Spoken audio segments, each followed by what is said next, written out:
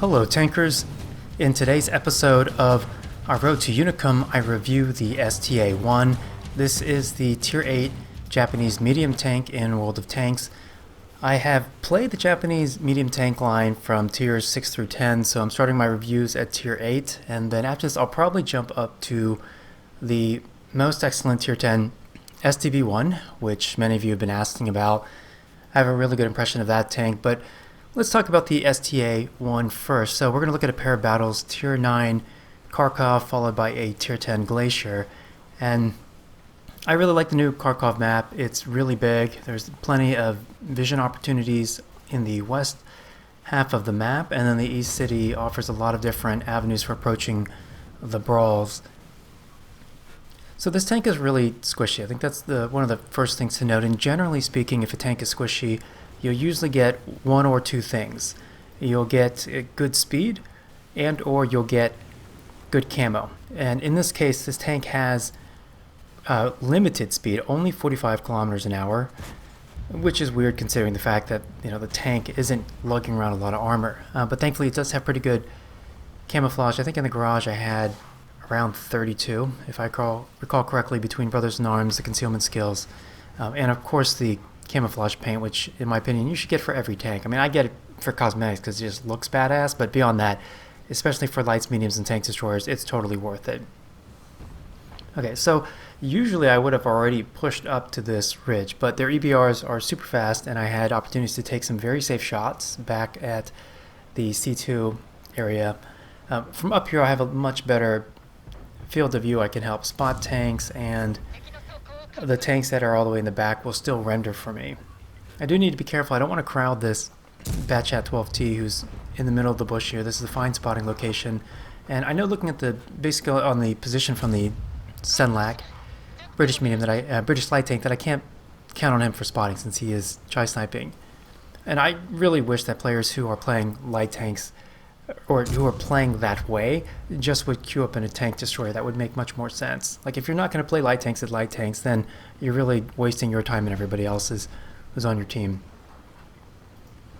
Now there is only one already here, but I got to be careful, and you'll notice every time I fire when I'm in this bush line I assume that I'm spotted and then I back off. But really what I want to try to do, work damage in any tanks that appear over by their J3 shelf over by the house and the hills. But more importantly, anytime I can get a good shot on these EBRs, we want to bleed them out. The EBRs really, I talked about this in my community tab. I made a post about these tanks recently. They've got a superb gun for tier 8 that is highly accurate at range and does really good damage both with the armor piercing rounds as well as the high explosives. And then they've got those big Captain America wheels which provide way too much protection. So we got to bleed these tanks whenever I get the opportunity.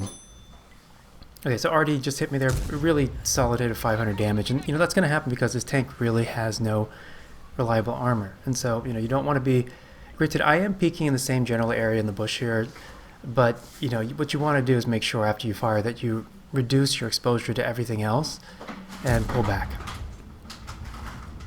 Okay, so this battle started out pretty solid from our perspective. We're up 4-3, and the thing that I can't do right now is leave this area. I'm in too valuable a position. I'm racking up a lot of really good damage on their tanks. So I can't really have any effect directly on what's going to city unless they happen to push down either the 6 trench or the 7 lane.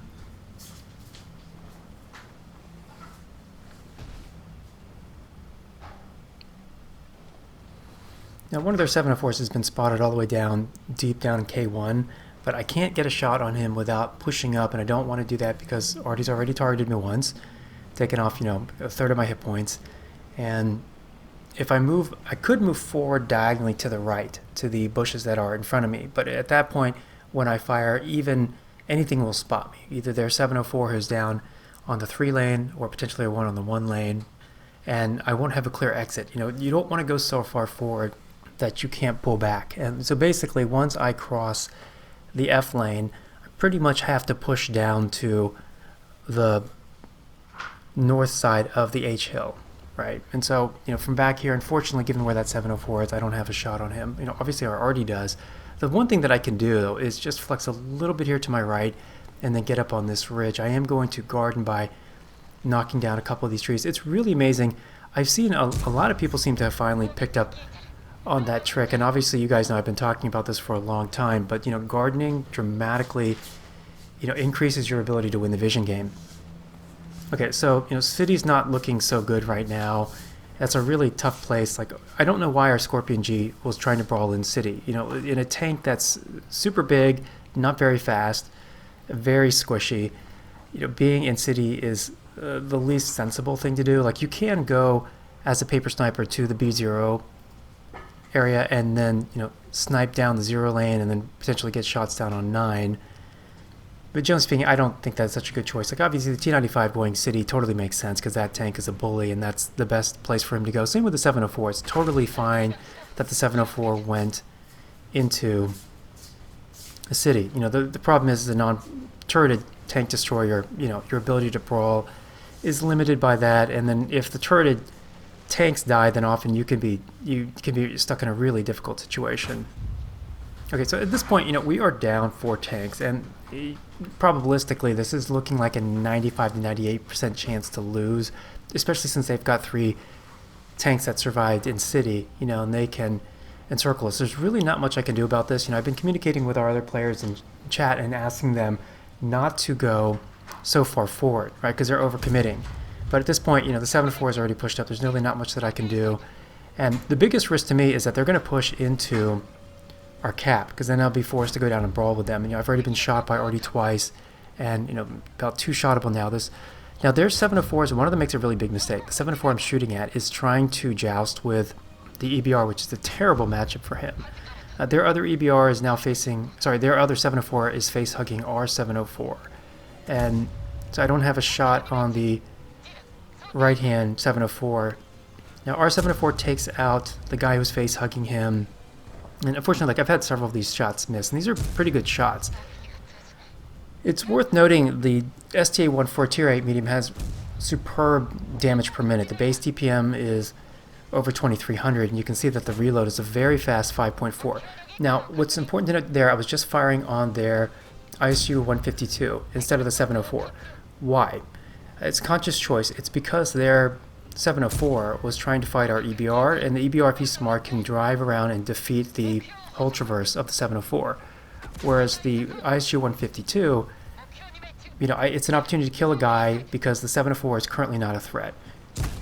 Okay, I got hit by Artie a 3rd time this match. Pretty much, like the majority of my damage that I've taken has just strictly been from Artie. I think I've taken about 1,100 damage, which is just brutal. But we've managed to claw this one back. And the main thing I'm telling our EBR now is, they're already, as far as we can tell, is probably unprotected, right? Their OHO's last spotted over by D6, and we haven't seen their Conqueror in a long time. But this is the perfect time to go after Artie. A lot of light tank players, the YOLOers and the Sua Scouts, will try to spot early in the beginning of the game. That's almost always a mistake, unless you're in a very small map like Himmelsworth is a great example. You can spot Arties as they're crossing west on the train tracks.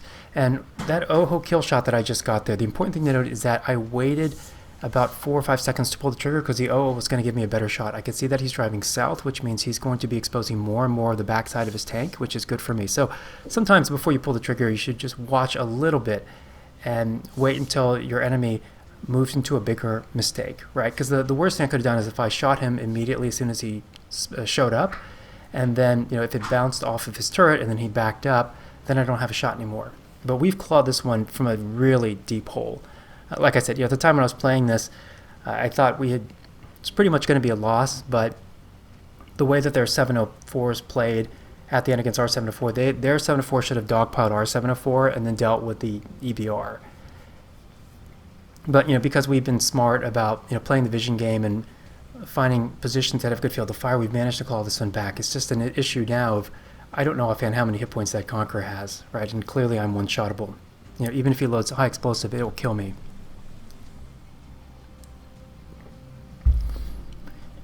It is important to note too, like a lot of times people who would have died early would have been whining to me, in the match, oh, you're a Unicum, typical super Unicum stat powder, etc., etc. It's like, no, actually, I've played this smart. I played it correctly. Pretty much every decision that I've made has been validated by the way that the battle has unfolded, right? And I've had to conserve every hit point that I've had because I was targeted so frequently by Artie, right? And so a lot of times people won't understand. There's a very fine line between sniping and camping, right? And sniping is fine as long as you've got a good field of view and you can spot, right? I spotted the OHO, I spotted their EBR. Well, I didn't get the kill on him. I spotted their HWK 30 before he was able to spot me. And because of being in a good position from a vision perspective, I was able to put myself in a good position to attack them. And then you may have noticed with the HWK, when he was closing the distance on me, I preloaded HE as the second shell for the second and third shells in order to take him out. Now, what I'm trying to do is get as close as I can to city, right? It's still too early to cap, and the problem with this cap is it's super exposed, and then there's some really good locations if that Conqueror wants to go hold down and shoot us in cap. So what I want to do is cross here, pass this red line, go through the buildings on my right, but unfortunately the Conqueror appears in a really troublesome position. I'm pretty lucky there. That shot, it looks like he wasn't leading it enough, and then so here's one thing which was a surprise. So I'm watching the Conqueror, and then when he pulls out here, he drives into my shot, but then he also kills me. I didn't realize the Conqueror had that fast of a reload. But, I totally don't care. Made the shot, and we pull back a really big come from behind victory. It was so interesting. I was playing in my STA-1 in Cliff the other day in a battle against tier 6s, and right off the bat, Cromwell B player says, oh, I can't do anything here, and he goes and he drives off the cliff and dives into the ocean and dies right at the very beginning of the match, clearly just suiciding. And that person, by the way, very low personal rating, I think it was under 4K, low win rate, like around 47% or lower, right? And to some extent, if you just throw away your tank like that, you're just asking to lose battle after battle. And I know that it can be tough to be a tier 6 and a tier 8 battle, or in this case tier 8 against tier 10s, right? But you can still meaningfully contribute in a way that's going to help your team. So with Glacier, with mediums, I like this pivot point here over by E6, F6. And you'll see me very consistently after every shot back up down this corner. Why? I have to assume I'm going to be preferentially targeted by Artie, even though I'm a bottom tier tank. And then the reason why I've come up to this position here, it's not to fire necessarily on the AMX-30B, which is directly in front of me, right? To get a shot on him, I'd have to climb up and over the lip of the hill. And certainly when you're the bottom tier, 2 tiers down from the top tier, the alpha value is going to be really high relative to your hit points. And of course, as I said before, this tank has functionally no armor, right? But by coming up here, what I can do is get those perpendicular shots on those tanks that are to my right, because those guys are looking straight ahead, which is to my right. So usually because I'm aiming at them, I know where they're located. I'll get that first shot advantage on them and then back down before they can get a clear shot. Now I'm pinging on the map because the biggest risk that right here is that they have an EBR running up the ramp. Now there's a couple issues with that EBR. Thankfully, I just need to land one shot, right? And our teammates landed some shots on him, and that's going to enable my platoon mate to easily finish him, in a brawl. But it can be really dangerous if a tank gets up onto that slope, and it's really an issue of timing when you go up there, right? Their EBR got spotted on the way in, and then we were able to put some shots on him. Now there against the JPE, even though I spotted, I went ahead and waited to fire that second shot because I gauged that the risk was low. There weren't any tank destroyers that, from what I could tell, that had a shot on me, and while I had been spotted, it might take a couple seconds for their Artie to aim in. And obviously with a tier 10 tank, a nice flanking shot against a JPE, it's worth taking it. And it's like you have to calculate the risk to determine whether or not you think it's worth firing. Now we have mostly cleared out their tanks on this middle ridge, and what this Conqueror is doing, him coming to middle ridge isn't necessarily a bad thing. I do think that it would have made more sense for him to go in the northwest corner of the map, right? Because you can see that our heavies have pushed all the way down now to the 1 lane. But if this Conqueror or hold down tank is going to play this middle ridge, he's got to be hugging the ridge tighter, right? You guys have heard me say the tank that is closest to hard cover dictates when it and other tanks can see each other, right? But by being too far away from the ridge, he's opening up the angles at which he could be hit. Now they're Type 61, he's making a very big mistake. He's choosing damage over position. He's over-sacrificing or overly putting himself at risk. Now, he did shoot me for 334 with heats of all things, but he's lost almost half his hit points, and that's obviously not worth it. Now, right there's a good example of a calculated risk, right? I was already pre-aiming in the gap before he even pulled out, and if he's going to pull out and shoot me, he has to pull out laterally from my perspective. That's going to induce some reticle dispersion, right? That aiming reticle is going to bloom, and so he's going to be taking a less accurate shot than I am. Again, it's calculated risk, but I feel like I can take it because I've managed to conserve my hit points so well.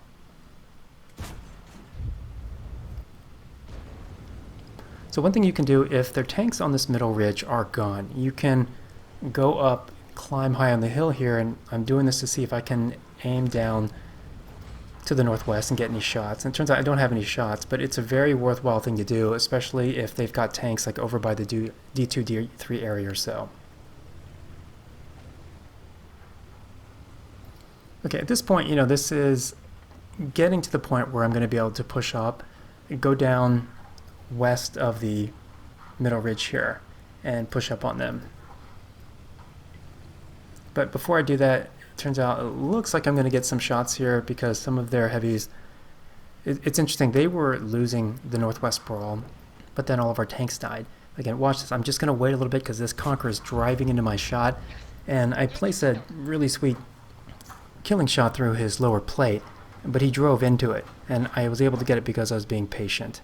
Now, in the case of this Conqueror, I should still take the shot because it's showing yellow, so that might penetrate, but that dead body, that tank that I just killed, is actually providing him with some pretty effective hard cover.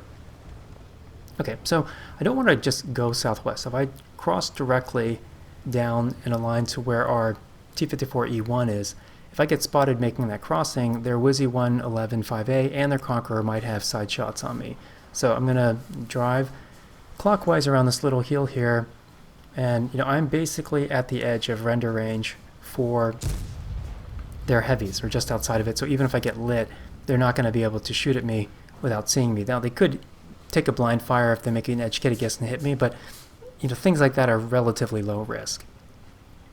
Okay, so the safe approach to do here, just drive through this little ravine, and then coming up out of here, there's going to be that rock and some bushes just to my right, and that's southwest of me. That's a really good location to go to, an intermediate point to stop at, because it's got that magical trifecta of hard cover with adjacent concealment, the bushes, as well as a good field of view.